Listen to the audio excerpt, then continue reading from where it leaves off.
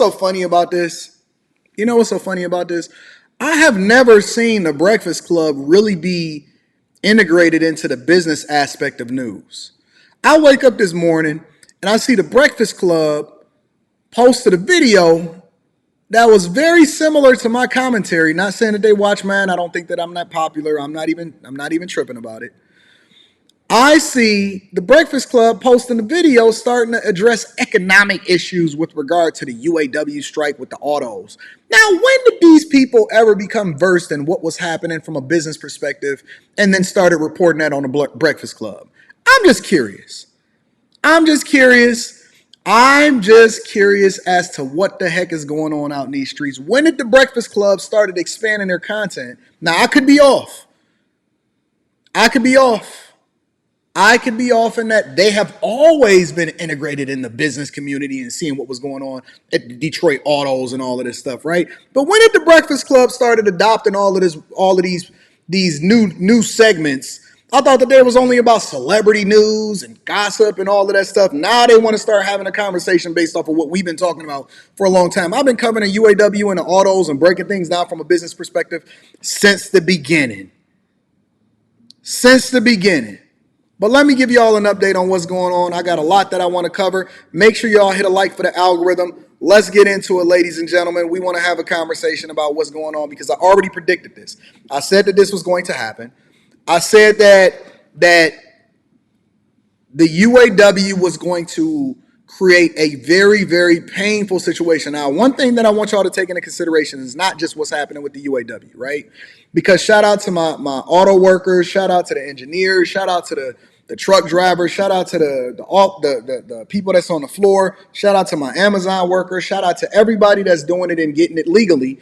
And as long as you're not doing nothing illegally, I got love for you. I want to show you how to get to the money and why you need to expand upon what it is that you're doing and not just depend on a company in order to make sure that you're taken care of for the rest of your life, right? But here's the thing.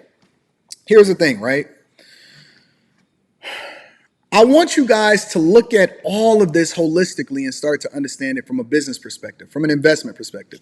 Who's the winners and the losers in this? Because it's not just whether or not we advocate for or we stand with or we're against or we're on the side of the companies or not, nothing like that.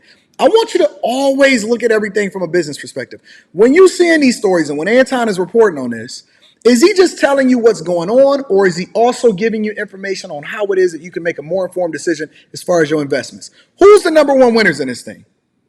I'll tell you. Japanese automakers, Korean automakers, and Tesla. Tesla is the number one winner when it comes to this UAW strike. I'm going to break it down for you. Let's get into it. To the auto workers strike and its huge potential impact on our economy. The UAW says the walkout could expand this week as negotiations continue today with the country's three biggest automakers. Ford is now blaming 600 new layoffs on the strike, which is now in its fourth day at three factories in the Midwest. Chris Van Cleve is at the picket line outside the Ford plant in Wayne, Michigan. Chris, good morning. What is the latest? Well, good morning. Picketers remain on the line here in Wayne. General Motors says it expects to have to idle a plant in Kansas due to the strike as soon as today.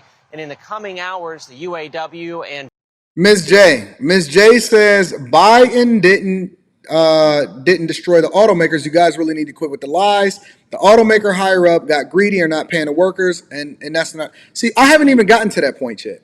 You already developing your opinion based off of a limited amount of information, and nobody is saying that he destroyed the automakers. We're having a conversation about what his impact from a policy perspective is also having on the auto industry, including the Detroit Big Three. So pay attention, right? Listen, you got two ears and one mouth for a reason.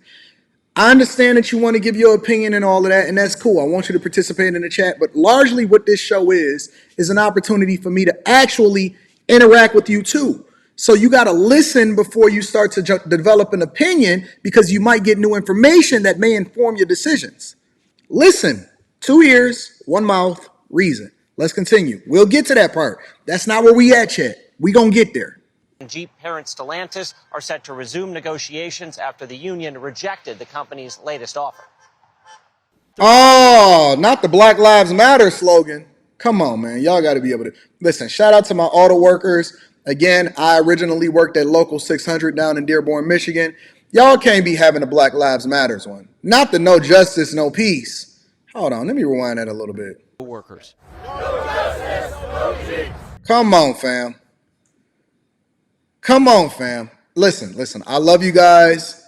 I'm for you. I hope that you guys get whatever it is that you want, but you cannot be sitting out there on the picket line with a bunch of people talking about no justice, no peace. Come on, fam.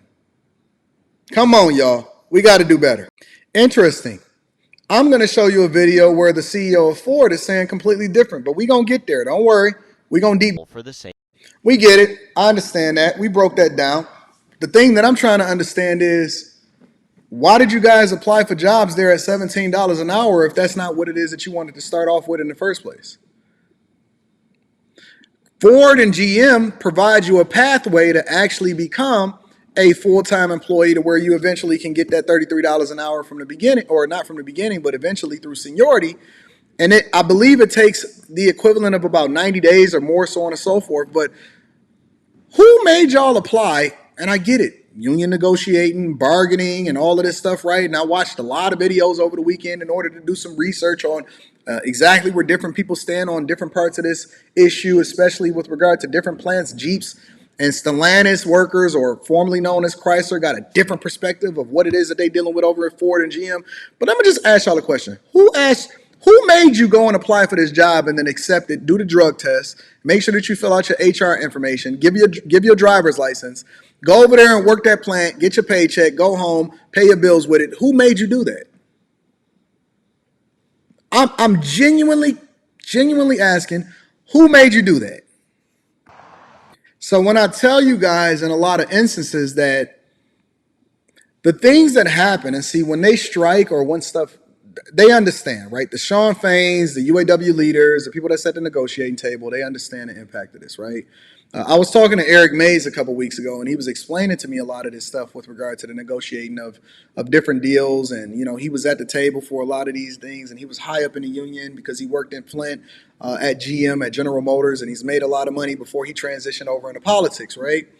And see, the thing about it is that it's the restaurant owners, it's the suppliers, it's all of the, when we seen what happened during the pandemic wasn't a problem because y'all decided to work from home, because you only looked at it one way. The pandemic was a problem because they had to condition y'all to actually coming back into the office, because there were other businesses and entities that then depended on people participating in what was going on in society in order for them to continue to survive. The gas station owners, the restaurants, the ball games, all of these different industries are interdependent on each other based off of how it is that we design what capitalism look like in the United States of America, that allow for us to have thriving cities and then create a good tax base that then foster growth within wherever it is that you live, that then creates a better environment for your children, right? So when the restaurant owner come and say, man, we gonna be suffering, I'm gonna have to be laying people off, it's a residual effect. It's similar to what was happening in 2008 and 2009 when one industry crashed, every industry crashed as a result of it, because it's all interconnected. Let me share with you another video, right? Based off of what Shawn Fain is saying. Now, I want to give you two different perspectives. I want to give you the perspective from the person that's actually on the UAW side, the leadership, and I want to give you the perspective on the side of what was going on with the CEO. We're going to continue to cover this. I want you guys to hit a like. I know they down, but it's okay. I know you got it in you to hit the like. Let's continue. We turn now to United Auto Workers President Shawn Fain. Good morning to you, sir. You have said that you had reasonably productive conversations with Ford yesterday. Does that mean they're going to put a more generous offer on the table? Now, I'm going to switch back and forth really quickly, right? Because I want you to see. Now, that's the question. He's going to answer the question. We're going to come back to it. I want you to see a completely different perspective of what's being asked of the Ford CEO. Now, this is how far apart. Now, somebody is being disingenuous. I'm not sure who. I'm going to let you guys determine that. But somebody is being disingenuous. Joining us now is Ford CEO Jim Farley with our own Phil LeBeau. Phil? John, thank you very much. Jim, we're a little over 7 hours away from the strike deadline. Where do things stand? You've made your most recent offer. What have you heard back from the UAW? Well, everyone imagines we're in some room squirreled away doing this final negotiation, and that's what we would love for the last 2 weeks, but nothing's going on. We've received no counteroffer from Shawn Fain and the UAW. Nothing at all. Somebody is telling a lie. Sean Fain is saying one thing. The UAW is saying a completely different thing. But he's saying, listen, I don't know what the hell their strategy is because this is unprecedented. We send them offers. They got a completely different perspective. Let me continue to play what it is that he's saying. No. How frustrated are you with this situation? Well, we've never seen it before. In 80 years, we've always been able to work through these differences because we're always on the side of labor at Ford. We have the highest UAW headcount. We have more people than anyone, build more vehicles. We've never seen anything like this. It's frustrating because many of our team members have negotiated successfully on non-economic issues with the national negotiators. But somehow when we get to these marquee money issues, everything stops. And it's a mystery. We've been putting contracts and negotiating with ourselves since the 29th for 2 weeks. And we still have not had any kind of counteroffer for all those major things. And we're on the eve of one of the largest strikes in our history. Do you believe Sean Fain is truly negotiating in good faith, or you think this is a case of he's not even giving you a counteroffer here? He's made a decision. The date of the interview would happen over the weekend, right? The date of the interview would happen over the weekend. If you go and you check this actual video, Ford CEO Jim Farley, no way we would be sustainable as a company because he's going to break down the financials. That's not the most important part of this video. This video was dropped by MSNBC over the weekend. So it was literally right before the strike deadline, right? Now, Sean Fain is going to come through, and I'm going to play his video because that's why I wanted to play this one first based off of the timelines. This literally happened a few days ago on Friday. This video dropped on Friday. So let's continue. We're going on strike. Well, I think he's certainly planning. When I saw Facebook Live, he didn't even acknowledge our offer that Bill Ford, the chairman of the company, made 2 days ago until last night, and we still have not gotten an offer. I don't know what Sean Fain is doing, but he's not negotiating this contract with us as it expires. But I know he's busy planning a strike. We don't want it. I know he thinks this will be a historic strike with all three plants, all three companies, but we want to make history with a historic deal. We have talked with people familiar with their plans in terms of what they might announce tonight. Livonia, your transmission plant, really the bread and butter in terms of putting the engines and the vehicles, everything together. That's going to be hit, according to what we understand. What would that do? What kind of chaos would that cause for your manufacturing? It's enormous. For a engine, transmission, or stamping plant, all the downstream assembly plants would be affected within hours or days. And what most Americans don't realize is that although that would disrupt the manufacturing and the assembly of vehicles, many of those workers may not be eligible for the strike fund or for even unemployment. So at a personal level, our employees get hurt. So how quickly would you have to potentially lay off people from a final assembly plant because you're not getting transmissions in, and therefore there's no production? Well, within hours or days, depending on the plant and how much float we have, we'll have to shut plants, assembly plants. Now, what a lot of people also are not familiar with, and this is why you have to be, shout out to the Breakfast Club for having these conversations with limited amount of information and not really having any experts from a financial perspective to be able to speak to these issues, right? What people are not really familiar with is that Ford recently took out a loan, multi-billion-dollar loan. Now, record profits as far as internal combustion engine cars, vehicles, trucks, so on and so forth, right? F-150, best-selling vehicle for tons of years, decades now, right? But Ford took out a loan, and people couldn't understand why they took out a loan recently, but I was paying attention, and I was intimately connected with what was going on because I had been paying attention to what was going on in the industry for as long as I can remember, right? And Ford has been recently taking on more debt. Now, the industry couldn't understand it because they wasn't increasing their dividend and they wasn't trying to figure out how it was that they could send out more bonuses and all of that type of stuff, right? And profits, the company's been profitable for an extended period of time, multi-billion-dollar company. And why were they taking out more debt? Well, for me, I started putting two and two together, and I already knew that the strike was coming because they understood who they were dealing with, meaning that they already knew that they had to have float money based off of how much money was going to be lost because they are at an impasse in which Ford and GM and Chrysler cannot afford to be able to give in to these crazy contracts because the biggest cost and expense in American automotive manufacturing is labor. It's labor. It's literally, listen, Tesla's cost per hour for an employee in order to manufacture their cars is roughly $45 an hour. $45 an hour. They are and they're continuing to fight off the union and not unionizing their plants. Japanese automakers are not far behind Tesla as far as the minimal amount of cost that it costs for them to be able to manufacture cars. Tesla is continuing to out-innovate because they're literally building plants with less people to figure out how they can become less dependent on auto workers in order to continue to scale, right?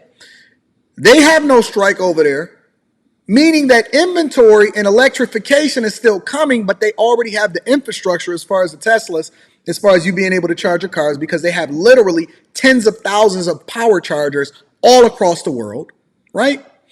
Meanwhile, if the UAW was to give in, or if the American automakers was to give in to these contracts, just based off of what was being demanded, 32-hour work week, increasing 36%, 40%, 46% pay, their cost per hour per employee is going to be somewhere between, and don't quote me on this, somewhere between $126 and $166 per hour per employee.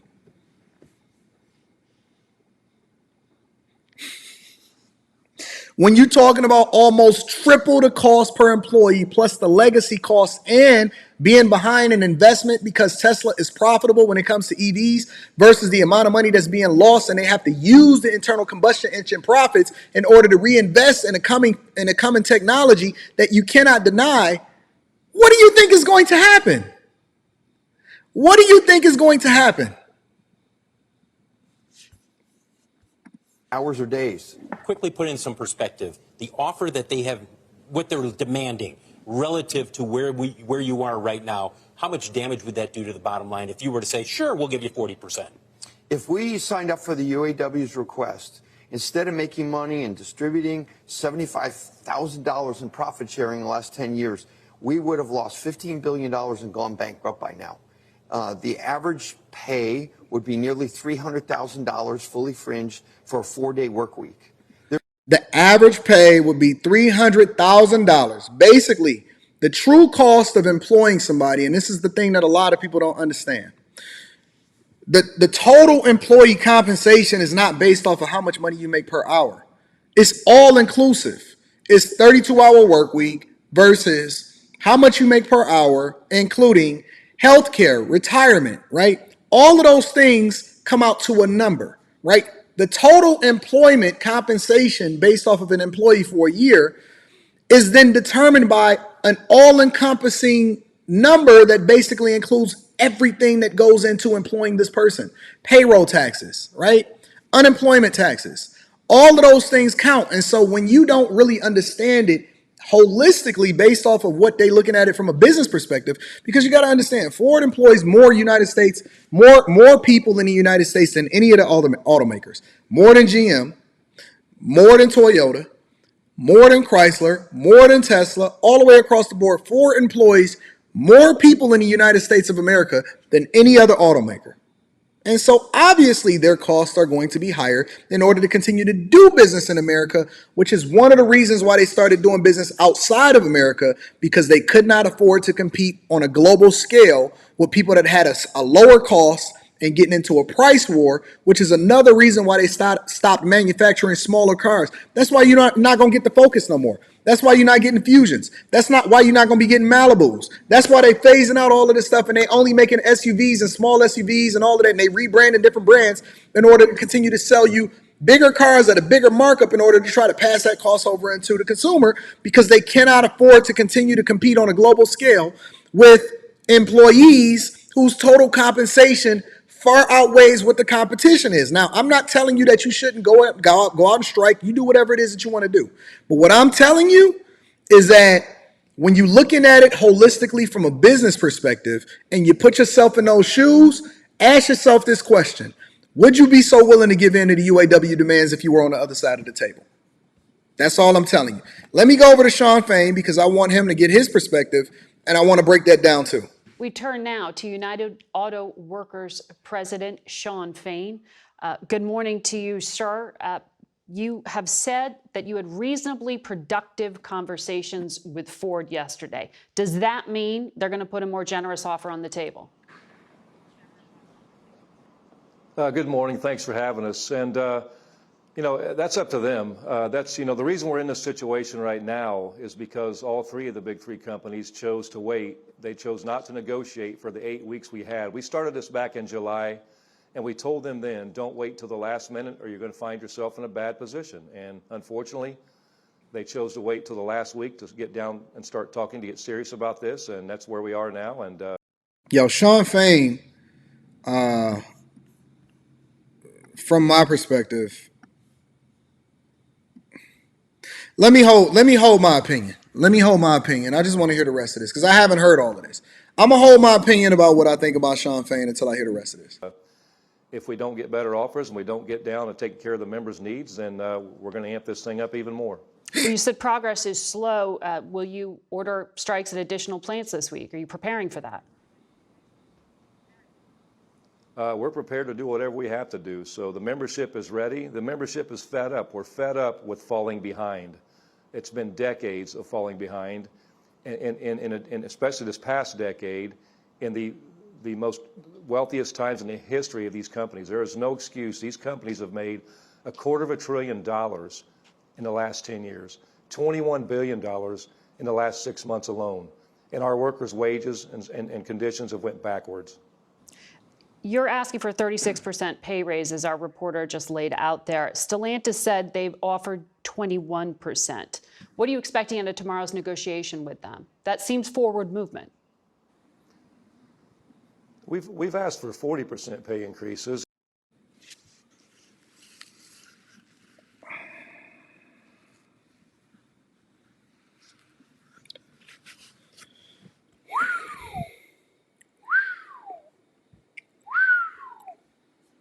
And the reason we asked for 40% pay increases is because in the last 4 years alone, the CEO pay went up 40%. They're already millionaires. Right. It's shameful that one of the You cannot tie how much you're going to make with what the CEO's pay package is based off of the performance of the company.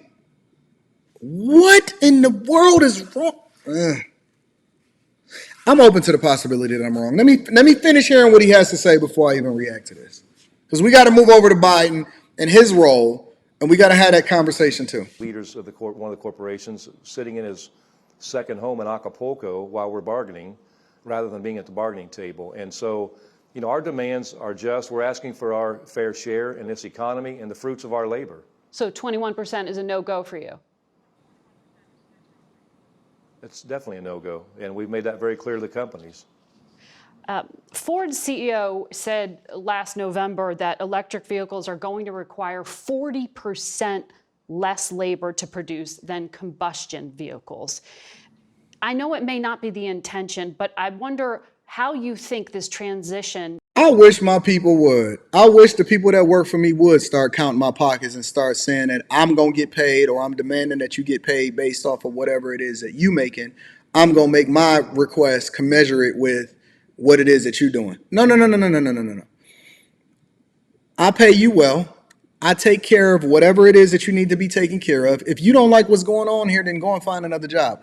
No way is somebody going to be sitting here counting my pockets and trying to negotiate with me what it is that they're going to be making based off of what it is. Where they do that at? And what company in what world do they do that at? When I went over into this position that I have right now in corporate America, right? They said, Anton, we want you to come in here. And I said, okay, well, this is what I can do. This is what's happening, so on and so forth. I'm not sitting there measuring myself based off of what the CEO making. Now, if somebody else wants to come behind me and try to measure out what it is that they don't negotiate based off of what I am, but we're not even in the same position, how does that make sense? That's like the bank teller telling me that they should be making what it is that I'm making based off of what it is that I'm contributing into the company. That's crazy. That's crazy. But we'll see. Let's continue. 2 electric vehicles may be eating away at your union strength. Well, I don't believe it's eating away at our union strength. It is the way it is right now. Unfortunately, this is what's wrong with our economy, and this is what's wrong with America right now. The billionaire class keeps taking more and more, and the working See, and this is the problem. He's not having this conversation based off of what's being contributed into the company based off of the workers. Now, if you made the argument based off of your contribution to the company and that your contribution was so great that this is what you deserve, that's one thing. If you're trying to negotiate based off of what it is that you think that I'm doing, now we got an issue, because that's not a negotiation in good faith. That's you trying to bankrupt the company. class keeps getting left behind. And the unfortunate part in this transition right now, like always, go back to the Great Recession. The banks got bailed out by our taxpayer dollars, and they just kept on doing what they do, while working class people's homes got foreclosed on. Automakers got bailed out Go back too. to the, yes, automakers And got bailed out. taxpayers And lost again, money on that. the workers were unfairly blamed for everything that was wrong with those companies. It was bad decisions on the parts of the companies that put us in that position. So you take none of the responsibility and you take all of the credit, and then you use a disingenuous argument with regard to the banks to try to compare it to what's going on with the automakers, and you think that this is going to be a negotiation in good faith. I think that the CEOs and the negotiation teams, I'm just going to say it. I know ain't nobody else going to say it. I know ain't nobody else got the balls to say it, because we live in a PC society and very few people is actually willing to stand on what it is that they say. But I don't have no strings on me. I don't have no corporate ties on me. I don't worry about what it is that other people are saying. I'm going to just say it. I believe that the negotiations between the UAW leadership and the leadership over at the automakers, I believe that the automakers is negotiating with somebody that you can almost call a financial terrorist. I think that the automakers are negotiating with a financial terrorist. Flat out. Flat out. If I'm a UAW member, right? I understand y'all all got to move in solidarity, because one without the other, it breaks the link as far as what it is that you're trying to get and negotiate. But this is what I believe. If I'm a UAW member, I'm getting another skill set, and I'm going to try to find another job that levels me up immediately. I am not going to sit there and wait for y'all to completely destroy the company all the way to the point to where I no longer have a position in a job. If I'm a UAW member, I see the writing on the wall within the next 10 years. No way you're going to see me investing in Ford, Chrysler, Stellantis, or GM based off of what I see. If Shawn Fain is at the forefront, from an investor's perspective, I'm not even going to talk about it from a worker's perspective. From an investor's perspective, if Shawn Fain is at the forefront of what's going on at the UAW, I am removing my money that I have in Ford immediately. Well, let me just be absolutely transparent. I completely divested myself from what was going on back in July. I completely divested myself from every American automaker except for Tesla. I increased my position in Tesla, and just being transparent. I got to be absolutely transparent. I divested myself because I seen this happening, which is one of the reasons I've been warning y'all for months now.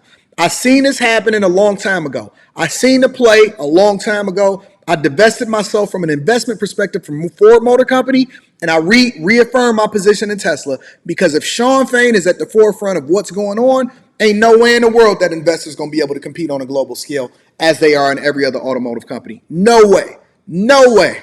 And the sad reality is, the workers paid the price for that. We made all the sacrifices, and after a decade of massive profits, the workers have went backwards. Our wages have went backwards. Our benefits have went backwards. The majority of our members have zero retirement security now.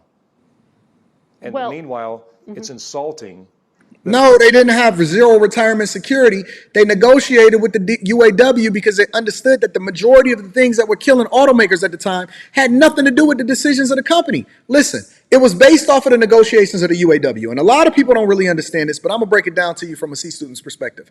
The legacy costs prevented them from being able to compete with Japanese automakers, which is one of the things that the companies have been complaining about for an extended period of time. Back in the day, what they did was they promised you 30 years in a pension and healthcare coverage and all of those things. So what happened was it depended on the company to continue to make exorbitant profits, even during downtimes, to then allow for the company to then pay for all of the old timers that was living much longer and life expectancy was growing And so as a result, all of the legacy costs that came along with American automakers was also crippling them because they became more dependent on trucks and things that were more profitable. Meanwhile, Japanese automakers was continuing to invest in and having a Toyota way when it came to the Camry, when it came to the Corolla, when it came to the Honda Accord, and the things that people were looking for when a recession hit, especially when gas prices shot up, was a completely different or the complete opposite of what American automakers was producing. And so they had to produce those cars in order to stay competitive from a financial perspective, as far as making sure that they can compete with the legacy costs that came along with having a unionized workforce in the first place. That is the truth. That is the truth. When they sit here and they tell you this stuff, they're telling you a white lie.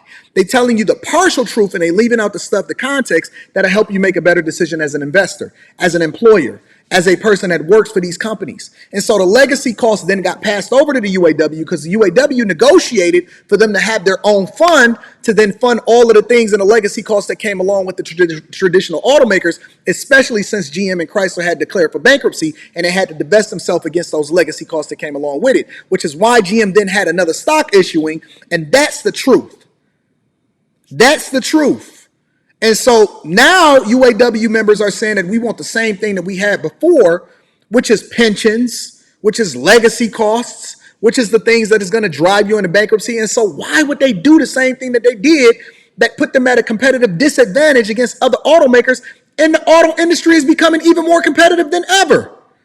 Now you have potentially you got Rivian, you got Tesla, Apple is possibly developing a car, right? You got all of these different people that's competing, and it's not just Japanese automakers. Chinese automakers are now starting to come over into different countries, and they're going to be over here in the U.S. very, very soon. What makes you think that you're going to be able to compete against these people?